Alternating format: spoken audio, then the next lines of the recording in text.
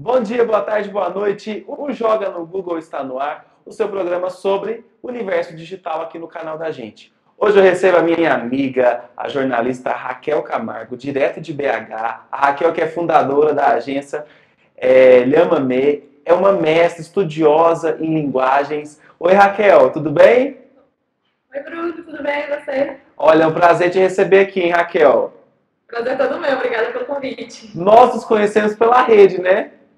Com certeza, tem muitos anos, Twitter, eu acho, né? Pelo Twitter. E desde, já, assim, desde aquela época, né, a gente já se encontrou em vários eventos, trocamos altas ideias já. Então hoje é um prazer te receber aqui no meu programa, tá bom, Raquel? Nada, todo meu prazer. Raquel, nós estamos em 2015, né? Você começou na internet em que ano? Ixi, nossa, que pergunta, eu acho que eu comecei, deve ter uns 15 anos, viu? Tem uns 15 anos Nossa, que já que eu tô conectada tem, por aí. tem muito tempo. Então, E quando que você despertou assim essa paixão por esse universo das novas tecnologias? logo quando eu conheci mesmo, primeiro eu era criança, pré-adolescente, né? Não entendi muito bem para quê, mas já com uns 13 anos, 14 anos eu descobri blog, na época tinha o Blig do IG, não sei se alguém Eu lembra. E lembro! aí, você lembra disso? Muito old. Na época de Mirk e tudo mais, nem sei que ainda, né? Uau! E aí eu comecei a blogar, assim, eu nem sabia direito o que era aquilo, nem sabia na verdade, né? E eu colocava poesia, eu contava alguma história, algum conto, eu gostava muito de escrever na época. E aí eu fui me apaixonando por isso. E você é formada em jornalismo. Desde essa época já da faculdade, você já tinha essa tendência em estudar as novas tecnologias, Raquel? Sim, quando eu decidi ir para o jornalismo, eu já estava completamente entregue à internet. E desde o princípio, na faculdade mesmo, eu já tinha uma cabeça voltada para o online mesmo, de fazer os trabalhos digitais, de tentar publicar essas coisas, de tentar pegar essa filosofia da internet, de crowdsourcing, de colaborativismo, jogar isso para o mundo offline também. Eu sempre tive essa tendência mesmo. Eu lembro que uma vez eu passei a madrugada inteira fazendo um trabalho de criação, né, na época da faculdade. Salvei meu trabalho num disquete. E fui para a faculdade feliz da vida, achando que eu ia imprimir o trabalho e ia apresentar em sala de aula. Quando a menina lá do Xerox colocou o disquete para imprimir, já era. Você também é dessa época, né? Época do disquete, com certeza. Depois a gente ficou super chique com CD, DVD, que podia gravar em casa, né? É Todo verdade. empoderado. Não, posso gravar um DVD, tem um empoderamento tecnológico. E é isso mesmo. Você falou uma palavra muito forte nos dias atuais, o empoderamento das redes sociais, né, Raquel? Isso está muito em alta hoje em dia. Sim, eu acho que a tecnologia, no geral, ela tem um poder de empoderamento geral mesmo, assim. Seja o ser humano conseguir realizar alguma tarefa que biologicamente ele seria incapaz, né? Como, seja uma escada mesmo, como tecnologia, até, claro, todo o potencial de redes sociais, todo o potencial de internet, todo o potencial de dados, isso tudo empodera a gente em todos os sentidos, sociais, pessoais, etc. E como que as pessoas, na sua opinião, aqui no Brasil, né, elas têm lidado com essa questão do empoderamento? Olha, é complicado, né? Como que as pessoas, assim, pô, eu percebo várias coisas acontecendo. Eu vejo pessoas tentando transformação política através de redes sociais, cada um com sua defesa, seu ponto de vista, com seu ativismo de sofá e de teclado do jeito que ele acha justo para ele, né? Vejo grupos se mobilizando, pessoas formando opiniões mais profundas, graças à possibilidade de discussão digital mesmo. Eu acho que vai mais nesse sentido. Eu vejo muitas pessoas resolvendo, ajudando a resolver problemas pessoais, psicológicos. Vejo relatos, tipo, nossa, eu passei por tal problema, eu vou contar o meu relato, porque isso pode ajudar uma outra pessoa. Então, isso forma uma rede, uma força coletiva bem interessante de ser observada. Essa questão da solidariedade, né, em tempos de redes sociais, você percebe que as pessoas estão mais solidárias ou elas sempre foram e agora só tem mais uma ferramenta para utilizar? Olha, eu acho que é uma ferramenta, assim. É difícil essas perguntas que você fazem, Bruno. Mas você é uma estudiosa, uma mestre, eu preciso te colocar na parede. Não, porque são coisas que é difícil de contabilizar, né? Porque falando assim, eu vou ter um ponto de vista só da minha rede, né? Eu não parei de fazer Uhum. uma pesquisa, então eu tenho medo baseada só em achismo e tal, mas são impressões mesmo. Bom, diante da minha rede, da minha vivência, assim, das pessoas que estão próximas de mim, eu acho que a rede é mais uma potencializadora dessas coisas, dessas sensações, dessas iniciativas. Às vezes as coisas parecem ser maiores e mais fortes porque a rede tem esse poder de pulverizar mesmo. Mas eu acredito que o humano é humano fora da rede, na rede, os sentimentos permanecem, os instintos também. A diferença é que a internet, o anonimato, às vezes, faz coisas assustadoras, né? Faz as pessoas se sentirem diferentes e poderosas para fazer coisas ruins umas com as outras, mas eu acho que a internet é reflexo do comportamento do humano, que independe de estar na internet ou não. Na rede, as pessoas se potencializam, acho que é mais ou menos isso. E Raquel, qual que é assim, a diferença que você vê? Porque você já é professora há quanto tempo? Olha, eu dou aula já tem uns 4 anos. Em 4 anos, muita coisa mudou, não é verdade? Assim, eu lembro que Sim. em 4 anos a gente nem usava o WhatsApp e hoje é uma sensação.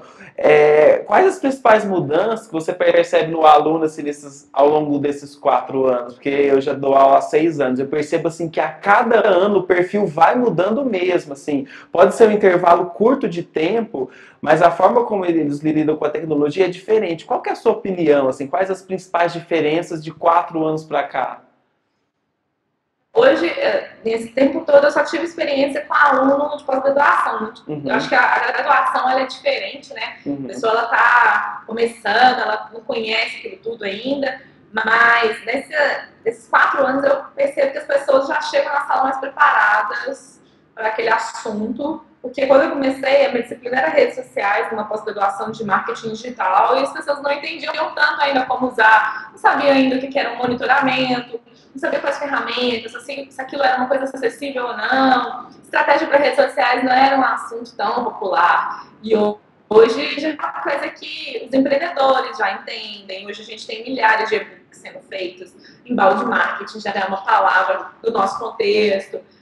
Marketing de conteúdo. Então as pessoas já estão mais familiarizadas com esse assunto. Então a gente consegue aprofundar mais, né? E aí que eu acho a sacada desse momento que a gente está aqui é falar menos de ferramenta, nesse sentido educativo, né? Porque ferramenta, exatamente há 4 anos, como você falou, não existia o WhatsApp. Hoje existe o WhatsApp. E amanhã o WhatsApp, sei lá o que vai acontecer, o que vai surgir. E às vezes as pessoas, os profissionais ficam muito focados em ferramentas. Eu acho que a sacada do profissional, nesse sentido, é entender a estratégia, entender a teoria, entender a psicologia, a sociologia, o que está de background relacionado a essas ferramentas mesmo. E eu percebo assim que esses profissionais mais jovens, muitas vezes eles não querem trabalhar em empresas, né? Como é o seu caso, você criou a sua empresa, você fundou uma agência, porque eu acredito que você viu no mercado uma oportunidade. Realmente esses jovens, né, que estão entrando nesse universo digital, que querem trabalhar com tecnologia, eles não têm saco para trabalhar em empresa tradicional, Raquel? Olha, eu acho complicado. Também tem umas pesquisas que eles falam de geração nem. Não sei se você já ouviu falar. Já. É uma geração que nem quer trabalhar, nem quer estudar. Eu acho que pode ter um crescimento desse tipo de jovem, sim. Mas eu também vejo muitos outros jovens inovadores, com uma cabeça muito mais aberta, uma mente muito mais aberta, muito mais multidisciplinar e multitasking. Então, ele quer fazer tudo agora e ele é bom em quase tudo que ele quer fazer, ele está disposto a aprender e a internet facilita para que a pessoa tenha acesso ao que ela quer, né? Se eu quiser descobrir se eu vou gostar de mecatrônica, eu pego um tutorial e tento montar alguma coisa. Agora, se eu quero descobrir se eu sou uma boa jornalista, eu abro o blog e eu vou testando isso. Então, hoje é mais acessível essas coisas, né? Quando o jovem tem interesse nisso, com certeza ele consegue se aproximar do que ele precisa para chegar próximo dessas respostas. A gente grava o nosso programa pelo Skype, né? Então, de vez em quando, assim, o áudio dá uma desconectada do vídeo, mas é normal, né? Isso é a internet mesmo, né, Raquel? É a vida real sem filtro. Acontece nas melhores famílias. Com certeza.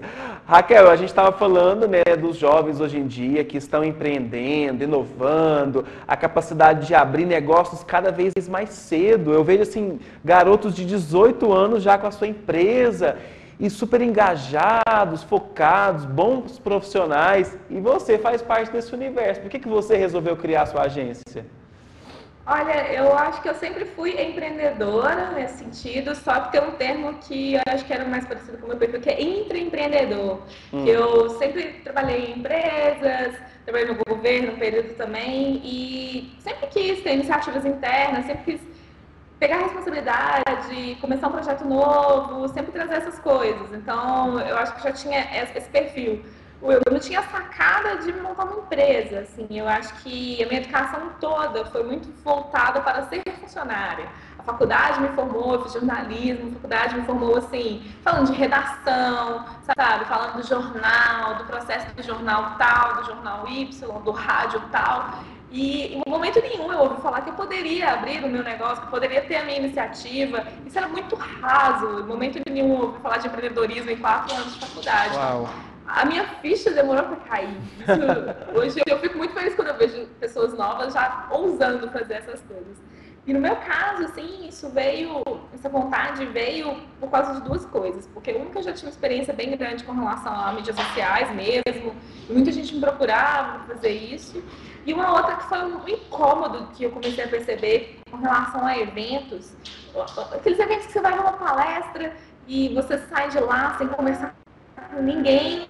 E as pessoas geralmente buscam eventos para fazer networking. Então, assim, o que é networking nesses eventos? É só a hora do café. Então, as pessoas vão tomar café para conversar e trocar cartão. É muito raso. Eu fico incomodada com aquilo. E eu estava trabalhando no governo e estava tendo umas experiências muito legais relacionadas a metodologias de conversação. São metodologias que fazem as pessoas realmente interagirem. E eu percebi que isso poderia ser aplicado em vários contextos, em contextos corporativos. E aí eu percebi que isso poderia sim ser um negócio. E aí eu resolvi juntar. Eu fui fazendo exercícios de design thinking, de buscar meu propósito no meu trabalho. Eu fui entendendo que a palavra interação era um propósito e eu transformei essa questão da interação em meu foco de negócio. Então, desde interação online, que é com marketing digital mesmo, que eu trabalho, e com a interação presencial em eventos, que é criando essas facilitações, essas dinâmicas de evento, onde as pessoas realmente conversam, formem comunidades, esse tipo de processo. Entendi. Ô Raquel, essa questão da conversação, né? As pessoas estão perdendo um pouco dessa questão de conversar, de se aproximar, porque fica cada um no seu WhatsApp. Tem isso? Por isso que a sua agência foi criada? Não foi necessariamente por isso, não, né? O meu incômodo era mais perceber o contexto corporativo com relação às interações, mas eu acredito que tem uma mudança acontecendo com relação às conversas. Elas talvez não estejam morrendo, mas elas estão sendo alteradas, reconfiguradas. Elas estão mudando de contexto, né? Eu não vou ser o Platão aqui, porque o Platão, por exemplo, quando inventaram a escrita, o Platão achou ruim e falou que, não, vocês vão matar a oralidade, vocês vão acabar com a memória. Eu não vou fazer isso falando que, tipo, o WhatsApp vai acabar com a conversa. Eu não acho que é isso. Até porque tem o áudio, né? Tem o áudio do WhatsApp. Então é um novo contexto, são novas tecnologias que facilitam a interação e que nem os teóricos falam, né? Que a gente está numa aldeia global, inteligência coletiva. A internet, ela tem dois lados. Ela, às vezes, afasta, as pessoas acham isso, mas às vezes ela também aproxima, né? Às vezes você começa a conversar com pessoas do outro lado do mundo que você não conversaria. Então, tem os dois lados dessa situação. Raquel, até aproveitando isso que você acabou de falar, né? Eu vi até um vídeo seu no YouTube que fala sobre essa futurização das mídias sociais. Até tá rolando aqui nesse quadradinho aqui ao lado. Me explica um pouquinho o que é essa futurização de mídias sociais. É uma dinâmica? Esse foi um dos eventos que nós facilitamos, que o objetivo era simular o futuro de um contexto, um caso escolhido foi mídias sociais. Então, foi um evento onde participaram vários profissionais, fazer as pessoas pensarem em contextos específicos das mídias sociais, como linguagens, anúncios, propagandas, formato de post, e cada grupo tinha que projetar o futuro daquele contexto. A futurização foi bem isso. As pessoas criaram essa projeção de futuro de forma colaborativa. Para quem está escutando o sotaque da Raquel, ela é de BH, né, Raquel? E aí eu percebo que o segmento de tecnologia tem ganhado muitos adeptos, né, Raquel? Estou enganado? Não, com certeza, é a tendência. Inclusive tem, assim, vários coletivos, né, várias startups que se reúnem no mesmo local. Você consegue falar um pouquinho para a gente sobre isso, Raquel?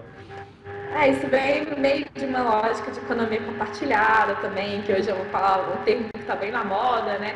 Coworkings, esses coletivos, esses coworkings, eles criam comunidade, eles impactam a economia, impactam o mercado. Eu só vejo ganhos nisso. Ô, Raquel, e o mundo, né, ele está passando por uma transformação muito grande com a tecnologia. Assim, o tradicional e o novo, eles estão sendo confrontados a todo momento. Na semana passada, por exemplo, foi a primeira vez que eu andei de Uber, né, e tava aquela guerra, né, na internet.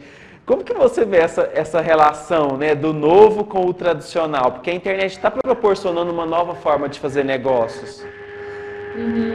Esse negócio do Uber é muito engraçado, assim, eu fico super empolgada com esse assunto e virou meu hobby conversar com taxista e conversar com motorista de Uber, assim, um trabalho antropológico para mim, assim.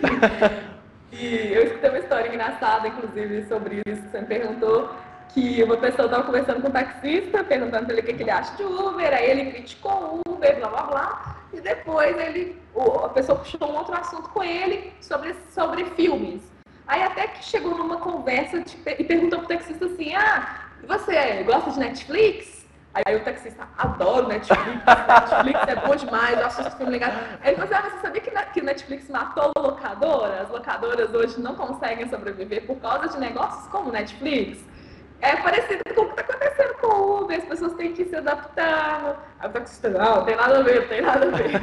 Então, não adianta, assim, todo mundo está sendo impactado. Eu, como jornalista, eu precisei me adaptar. Na verdade, eu não passei muito por um processo de adaptação, porque eu já estava nesse contexto, mas, por exemplo, aqui em Belo Horizonte, a minha empresa ela tem um grupo de estudos de jornalismo de dados. Então, a gente tem jornalistas que trabalham em vários sentidos, desde redação, ou tem seu negócio próprio, ou tem seu blog, ou trabalha na TV, e a gente tem que entender como que essa nova geração, entre aspas, assim, de jornalismo, essa nova forma de fazer jornalismo, impacta, como que essas novas tecnologias podem ser absorvidas pelo trabalho que a gente faz.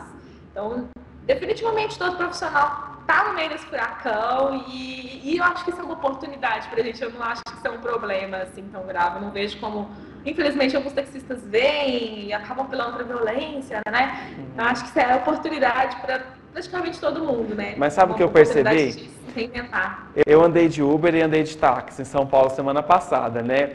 E eu percebo que os táxis, eles melhoraram, porque assim, eu sempre ando de táxi, e sempre o taxista muito mal-humorado, trata mal, sabe? E dessa vez eu fui super bem tratado pelos taxistas, sabe? Eu pedi para carregar meu telefone rapidinho, ele já tinha carregador de todos os tipos de telefone. Então essa concorrência eu acho que foi sadia, porque eles tiveram que melhorar, porque estavam muito acomodados. E eu andei de Uber e gostei muito mais, porque eu já até paguei pelo telefone ali, já desconto no cartão de crédito, tinha Wi-Fi no carro, né? Tinha água, tinha um suquinho, o tratamento é VIP, o cara está muito mais cordial. Então essa questão, né, da internet proporcionar oportunidades mais democráticas, eu percebo que ela faz a humanidade evoluir, as pessoas elas ficam mais atentas, mais espertas, então eu gosto dessa concorrência, eu acho que isso no fundo é sadio. Sim, com certeza, se tem demanda, né, a coisa tem que continuar, porque melhora o mundo para todo mundo. Essa semana estão vendo umas polêmicas aí, tipo, esse pensamento fazendo escola aí, de operadora de telefonia falando que o WhatsApp é pirataria, né, de gente falando que streaming tem que ser proibido e tudo mais. Então, sempre vai ter gente pensando um pouco atrás, né? Mas esses taxistas que percebem que isso é realmente um poder de se reinventar, eles vão sair na frente, com certeza. Ô, Raquel, no bloco anterior a gente falou sobre jornalismo de dados. Para quem está em casa, não entende esse termo, o que é isso? Bom, esse contexto de jornalismo de dados, ele vem falando sobre como nós podemos tirar a inteligência de todos esses dados, bases de dados de governo, ou bases de dados de empresas, tudo isso para gerar uma inteligência e criar conteúdos jornalísticos. A diferença disso é que a gente começa a falar de credibilidade, porque o jornalismo hoje é muito questionado, né? Hoje as pessoas têm a facilidade de interagir mais com as notícias, com os jornalistas. E quando você está falando de jornalismo de dados, geralmente, esses dados são entregues ao leitor, e o leitor, ele toma a sua posição, ele faz a análise que ele quer, ele forma a opinião que ele quiser a partir daqueles dados. Então, isso gera menos polêmicas com relação ao lado que o jornalista está tomando, a quais fontes que o jornalista escutou para formar aquela matéria e tudo mais. Então, ele parte do princípio de que ele possa ser mais neutro também. Uhum.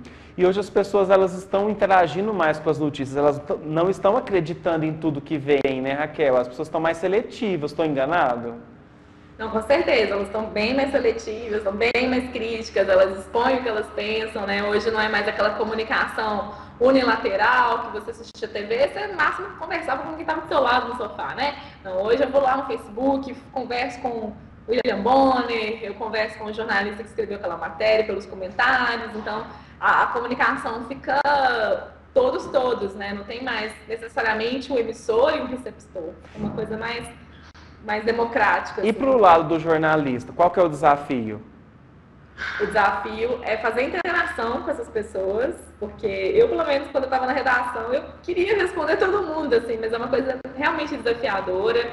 É fazer um jornalismo em tempo real também, atualizado, que use as ferramentas tecnológicas da forma mais adequada, que tire todo o potencial. Só que isso é muito difícil, porque eles têm custo. Hoje as redações estão sofrendo cortes super drásticos, o jornalismo está em crise. Vários jornais estão deixando de existir, inclusive. Essa semana eu vou falar da redação do Terra, que vai sofrer sérias adaptações. Então, definitivamente, o jornalismo precisa se reinventar urgente, do mesmo jeito que taxista, que a gente falou agora, por causa de Uber e tudo mais. E qual que é o perfil desse profissional que vai entrar nesse segmento da comunicação? Porque hoje em dia o jornalismo, a publicidade, relações públicas, está tudo muito convergido, né? A gente não sabe o que é jornalismo, o que é publicidade, o que é relações públicas, porque está tudo muito conectado, né? Muito próximo. Mas qual é o perfil do profissional para atuar nessa área? Ele tem que ser uma pessoa mais bem atualizada, que gosta de buscar o que está acontecendo, ser uma pessoa que se adapta fácil às novidades, que testa tudo, que não seja resistente às tecnologias novas, às redes sociais novas, porque tudo que surge hoje é potencial ferramenta para a gente, potencial possibilidade de inovação. Então, eu acho que essa pessoa ela tem que ter esse feeling, né, de buscar isso, potencial inovação para a área dele. Então, ele tem que saber se adaptar nesses contextos e inventar também. Uhum. Raquel, para a gente fechar, né, você trabalhou já no governo, já trabalhou com essa questão um pouquinho da web cidadania, né? Como que você vê essa relação entre cidadãos e governos na era da internet? É uma coisa bem complicada, porque os governos muitas vezes não estão preparados para essa demanda de interação toda e as pessoas também ainda não têm uma consciência do que podem pedir, como podem conversar. Às vezes tem uma comunicação muito hostil, as pessoas vêm com muita pedra na mão, mas não tem um senso, às vezes, de colaboração, às vezes um senso mais crítico, um senso mesmo de entender o governo estadual faz o quê, o municipal faz o quê, o povo chega para o governo estadual reclamando a Dilma, não entende, né? Então, eu acho que primeiro parte de uma coisa educacional mesmo, as pessoas entenderem quem faz o quê, quando, como, para que existe Tribunal de Contas, para que existe Secretaria de Planejamento, etc., esse entendimento. Mas isso parte realmente de uma tentativa dos governos se aproximarem. E a internet, ela é uma facilitadora para isso tudo, né? A gente não precisa mais ficar em formatos tradicionais para fazer essas comunicações que antes eram muito corporativas e frias, né? E hoje pode ser uma coisa voltada para a inovação. Esse projeto que eu trabalhei no governo, que chamava Movimento Minas, ele tentava criar interação entre governo e sociedade, sempre buscando inovação, sempre buscando, a gente chamava de inovação aberta, a gente colocava perguntas abertas para a sociedade civil ajudava a gente a responder essas perguntas. A gente colocava, por exemplo, o governador para fazer tweetcam, isso logo após manifestações, então foi uma coisa bem impactante na época, que estava todo mundo fugindo da sociedade civil, a gente estava jogando cara na rede. A gente criou um hackathon, por exemplo, que é uma forma bem diferente de criar interação. É assim, vamos pegar os dados de transparência do Estado e colocar para a sociedade civil, criar alguma coisa, criar uma visualização mais interessante. O que vai dar se a gente dá esse poder oficialmente para a sociedade civil criar uma iniciativa? que vai sair? O que o governo aprende com isso também? Porque não é um processo só para a sociedade civil, é um processo interno, né? Que o gestor público, ele aprende muito também com isso. Então, é o momento de usar, do gestor público começar a perceber melhor essas redes sociais. Já tem muitos órgãos públicos trabalhando de forma inteligente, tentando fazer uma comunicação mais leve pelo Facebook. Acho que a gente está num processo interessante de ser de acompanhado. evolução, né? E eu acho assim, qualquer tentativa de sugestão ou até de crítica, né, Raquel, a gente sempre tem que ter muita educação. Eu percebo que as pessoas já vão com 1000 pedras na mão, seu ladrão, seu bandido, isso, aquilo. Eu acho que você já cria ali uma resistência, né? A gente pode querer ajudar, mas de uma forma muito mais sutil, mais elegante. Eu acho que isso cabe em todo lugar, não é verdade? Com certeza, você falou tudo. Raquel, infelizmente o nosso tempo aqui acabou, mas para quem quer continuar aí acompanhando o seu trabalho, que é um super de um trabalho, como que a pessoa pode fazer? Tem site, tem blog, tem redes sociais? Ó, tô tentando divulgar, vou falar alguns aqui. Tem meu blog, que é o www.raquelcamargo.com/blog. Hoje a Lhama também colabora num blog de Big Data, então para quem está interessado nesse assunto pode buscar saber lá no bigdatabusiness.com.br. E tem o site da empresa, né, da Lhama-me, que é www.lhama.me, que lá tem a agenda dos nossos eventos, tem o Facebook da gente também, então quem é de Belo Horizonte está super convidado a participar dos nossos eventos. A gente tem um grupo de estudos de mídias sociais e comunicação digital. Está acontecendo agora esse jornalismo de dados e sempre vai ter novidade também. Então, e tem meu Twitter também, que é Raquel Camargo. Tá certo, Raquel. Obrigado aí pela participação e eu vou te esperar em outras oportunidades aqui no programa. Pode falar comigo. Super obrigada pelo convite, Bruno. Um beijo, até mais. Beijão, até mais. E se você chegou agora, perdeu o nosso bate-papo sobre novas tecnologias, novos negócios, acessa lá o canal da gente.com.br ou baixa o aplicativo que tem esse programa e também tem todos os anteriores. A gente vai ficando por aqui, mas eu te espero numa próxima. Até mais.